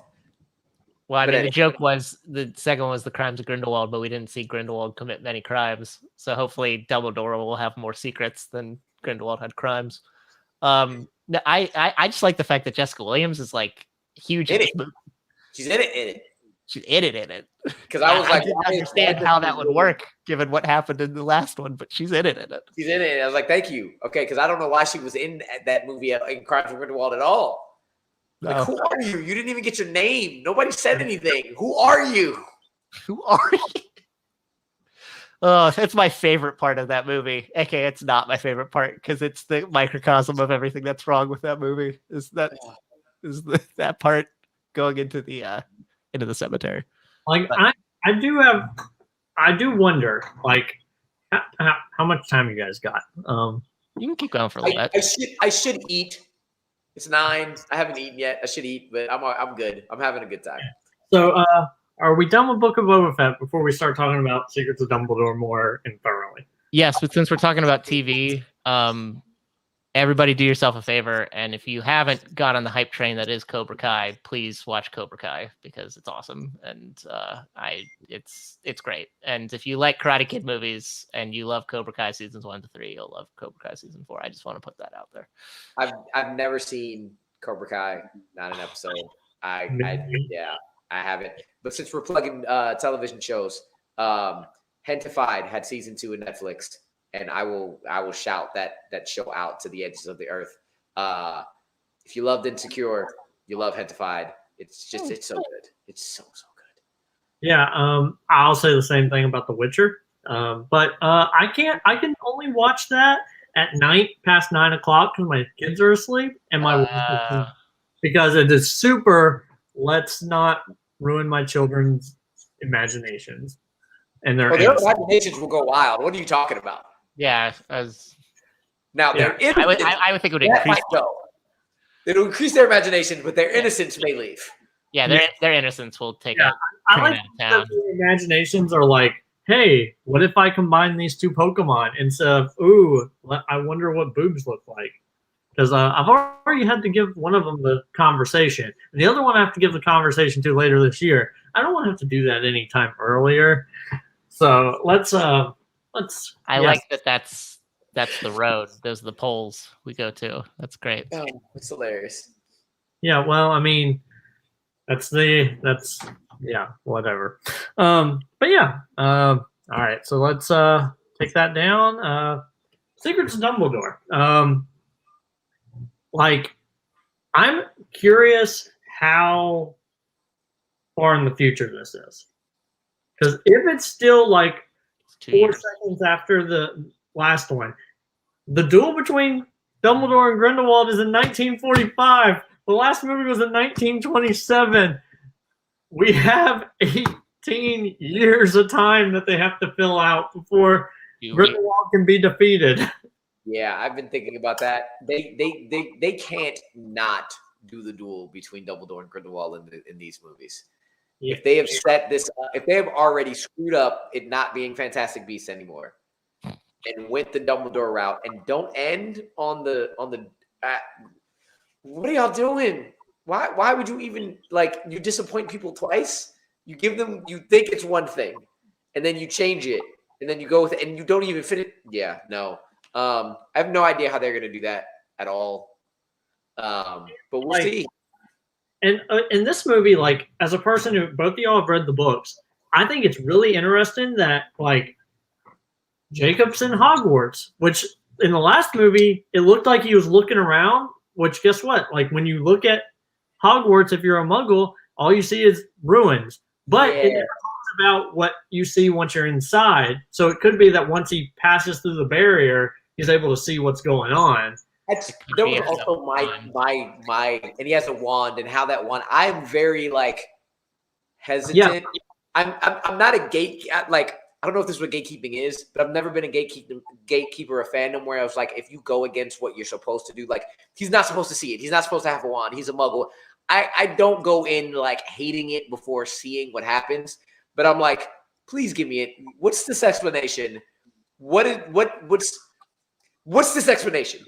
Like, what are we going to find out about Jacob, or what are we going to find out about what humans can actually interact with? Because I'm like, huh? Now, Okay. I will say on wizardingworld.com, it does say that if a muggle uses a wand, it knocks them unconscious.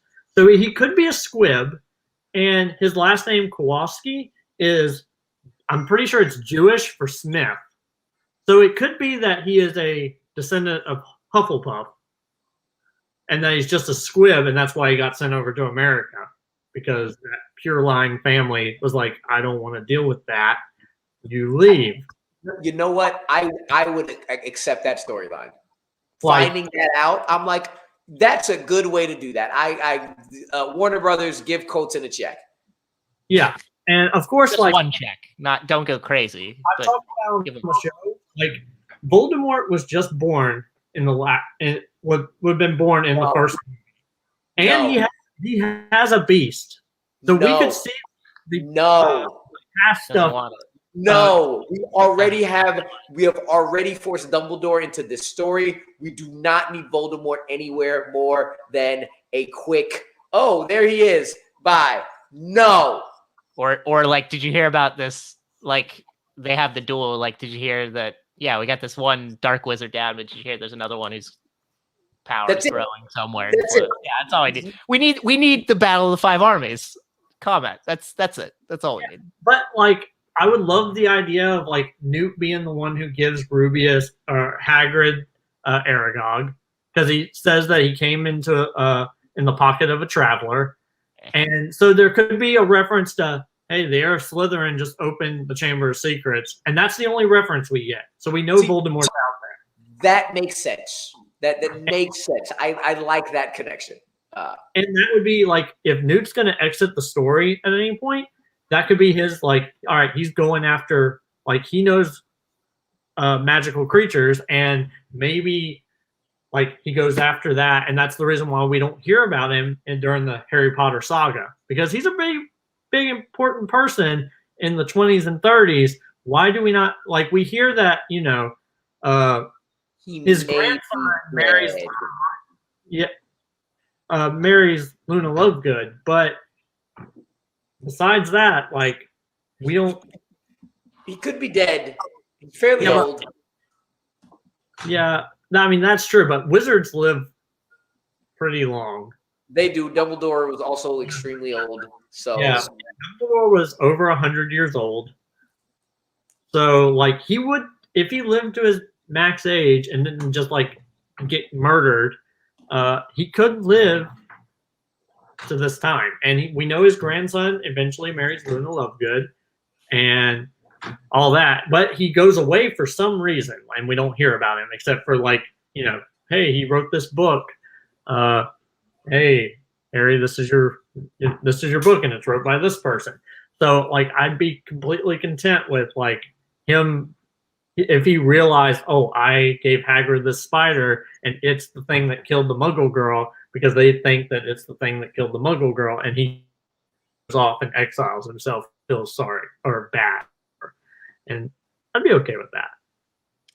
Maybe he'll be like Serpico, and he'll just go away, and he wrote his book, and then that happened, and then he exiled himself. Or Yeah. Yoda, maybe Yoda. Yeah, like, whatever. Does he marry What do you Tina? Do you think? No. where is Tina? Yeah. I just noticed she's not in the trailer Not whatsoever. So, which is not an issue. It's just like, oh shit, I didn't notice she's not in the trailer at all. So maybe they're saving some stuff that they don't want to show, or she'll be in the second trailer because that was the first one. So Could be. Do you know what that thing is they use in the Room of Requirement that like Not at Jacob all. operates into? Okay. I was wondering if that like weirdly revealed his history or like I don't know. I don't want to say gave him magical powers, but like revealed magical powers. I don't know. I was curious. It seems like a weird port key. Okay. Something. I have no idea what that thing is. Fair enough. That's the thing in the whole trailer. I was like, what the fuck is this thing? Like, we needed this thing. It looks like a big bell. I don't get it. But that's why there's trailers. You're not supposed to know everything. Yeah, I'm excited for the movie. It comes out 2 days before my birthday. So, yeah. That's your birthday gift to you? Yeah. Birthday gift to you? Well, yeah, that's their gift to me, I guess. I doubt I'll be able to go see it opening weekend because I'll have a newborn. But on your back or your front or whatever. Okay, I will totally be like, hey, babe, Robert says I can do this. Do you think yes, you can blame me for it? Yeah. I endorsed it. Yes. And she'll be like, well, as long as he doesn't wake up. Yeah, because I'm not going to be that parent that the baby screams in the middle of the movie theater. Because I will just leave and not come back. Like, I don't care how good the movie is. I am not going to be that person who just... Maybe you could watch it in shifts. Maybe you could watch like the first 10 or 20 minutes, then leave, and then come back the next show. And watch Sounds so horrible. Yeah, I know. It sounds terrible. Yeah. I'm sure they have baby earmuffs. Sure, you can figure that out. Yeah. Hopefully he just sleeps the entire time. That'd be good. Yeah.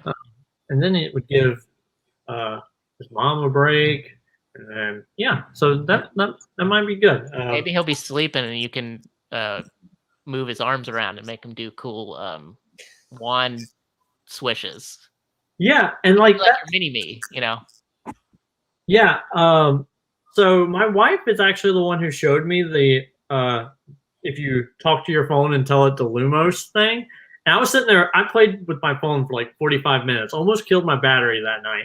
And then because I'd say Lumos, and then I'd have to click the flashlight button. And then Amaru told me if you say Nox, it turns off. So I was just doing that, flash on, flash off, flash on, flash off. And she showed it to me because her niece was like, Colton will enjoy this. And she sent it to her niece, be like, look what you have done. And it's just a video of me just going on, off, on, off, off, on, off for like a solid 45 minutes that I did that. And I'm just like Harry Potter in that Harry Potter movie that you think is the worst. Well, yeah, because, all right, so that's one thing. Like, what? He uses the spell Lumos Maximus, which he doesn't have to do Maximus. It's just Lumos. What are you doing? And also, why would you do that? You're outside of school. You're going to get expelled. Maybe he wants to have a rave. I did wonder, however, Lumos Maxima is different from Lumos.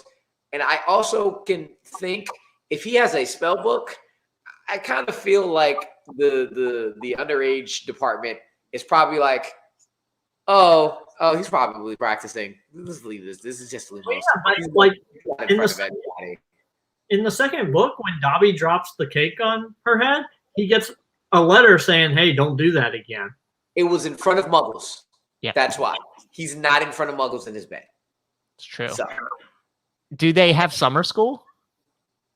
No. Do they have summer classes? Maybe there's a summer program. Maybe if you're doing that, they're like, well, we assigned you summer spells. So it's already written up in some there you go. Maybe on some list.